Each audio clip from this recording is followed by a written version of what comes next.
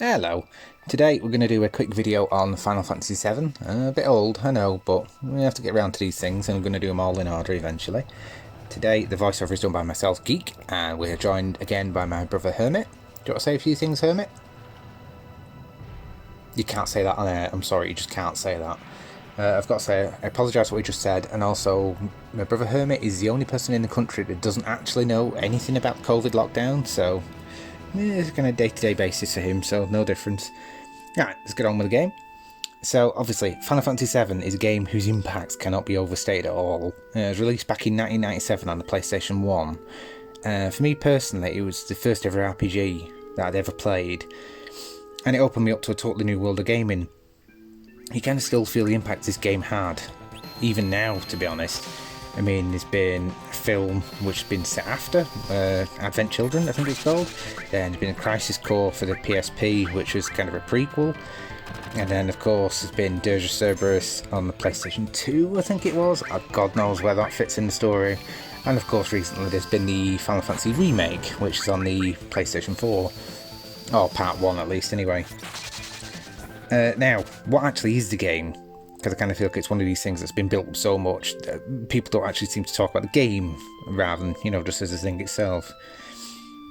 Well, like I said, it's an RPG spread over 3 discs originally on the PlayStation 1, and it puts you in the shoes of Cloud Strife, an ex-soldier, now to a mercenary, who joins a group called Avalanche. Sort of like an eco-warrior group who's fighting Shinra in an attempt to kind of stop this company called Shinra from bleeding the planet dry of its resources. Kind of along the way, you meet an unforgettable cast of characters. Well, apart from Kate Sith, if I'm saying that right. Did anyone actually ever like playing as that giant walking marshmallow? No, not me. The plot kind of opens up totally after a few hours in when you kind of leave Midgar for the first time and get thrown into the world map, and the whole world just opens up. And for me, that's where the game really just hit me. Midgar itself felt huge, to be honest, when I was playing it. This whole rich and poor divide with the slums beneath and people on the, it's called the plate above, like all being rich, and people in the slums below not getting any daylight and just living in proper poverty. It felt like it in itself was like a whole game, really. And when I found you do the whole battle at the Shinra HQ and everything happens, and I won't go into too many spoilers, it kind of, you then do like a big boss battle and a big escape on the motorbike minigame, which is amazing, and then you get to the end of it. And then for me, because it was like 10-12 hours in at that point, because I was only used to action games, I thought, oh, okay, this isn't the natural end of the game. And of course it's not, and it opens completely up, and that's when it kind of really shocked me, and that's where it stuck for me forever. It's like one of my favourite games of all time. Now, apparently that's actually where the remake Part 1 ends. I've not played it yet because it's going to bug the shit out of me until they're all out, so I'm just going to wait. Now, the main villain, Sephiroth, is kind of a great one with an awesome aesthetic. You've probably seen him all over the place. Massive long sword, long white hair, doesn't say much. And I think they do handle him well, to be honest. He's in it just enough to be a threat, but not in it too much to kind of be like a pantomime caricature as they kind of get. Of course, some of the dialogue gets a bit into that territory, but it's an RPG from the 90s, what do you expect? Now, another thing that kind of sticks into my mind in this game as being legendary for me is the music. There's so many parts of music in this game I absolutely love. Sadly, I can't actually play on the channel while I'm doing it because we'll get a copyright strike and I'll probably get taken down, so I can't play it, but if you Google it, some of it is just absolutely beautiful. It's like piano music, and it's proper touchy music without actually even words. It's just music, and I love it. So where do we go? Of course, there's only one place we can really go from here, really. The kind of graphics, as you can see, haven't aged too great.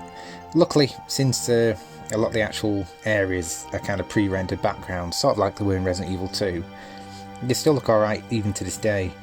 It's just obviously the character models look like something out of, the original Tomb Raider, where it's all very, very polygons and whatnot. Now, some people, it's probably put people off, but I kind of feel like it kind of adds a bit to the charm, because it's just, they look silly, yeah, but it's just when you get Barrett, I don't know how to pronounce his name, with his gun arm, pointing at people, but really in the game it literally just looks like he's holding up a massive fist, and it's more comical than I think it's supposed to be. And I love little touches like that.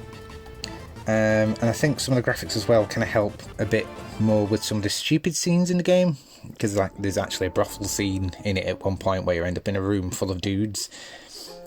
Beehive Honeybee Inn, I think it's called, something like that, and it's just funny, or like with Cloud cross-dressing and everything.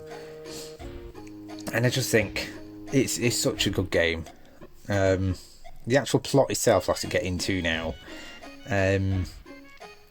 This game actually came out before the internet was a massive thing, and kind of before YouTube, and spoilers were everywhere.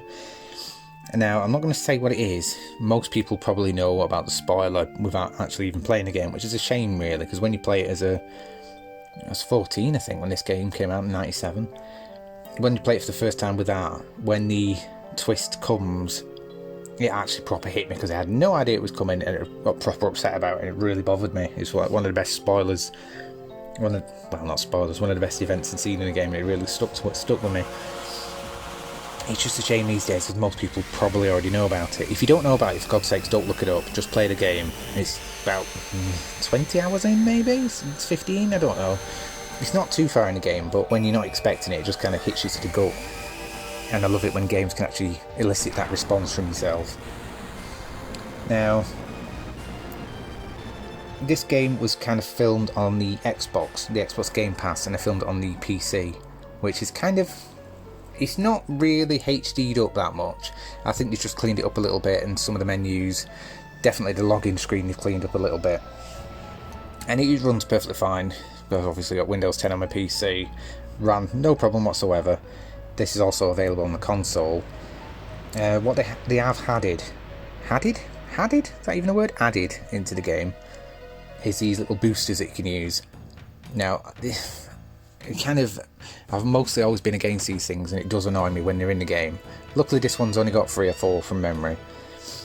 Now there's a speed one which makes the game go 3 times as fast, which, to be honest, I'll hold my hands up, is one of the few I did actually use. It's the only one I would let myself use. Basically it's just when you're grinding out monsters, or you just have to keep pressing X or A if you're on an Xbox pad. I got bored when I was grinding, so literally just turn on times 3, just run around doing that. That is handy. Now there's one where it automatically pings the limit break and makes you heal yourself constantly every time it's your turn, so it's like pretty much an unkillable mode, which I don't like stuff like that being in there. And there's another one where you can turn off battles, which is handy, but I don't know when you'd ever actually use the thing, to be honest. So yeah, I think from memory there was 3. And now what I must say is, turning on these boosts do not stop achievements from popping, so if you want to just bomb through the game being unkillable, is absolutely fine. Now, one thing I did try at the end, because I couldn't do it, I got like 70% of the achievements. Finally beat the emerald weapon under the water, because I hate that thing with a time limit. Just about did that. I still to this day cannot beat the ruby weapon. I even tried turning on the unkillable boost just to see if I could do it, and funnily enough I still died with the unkillable boost on.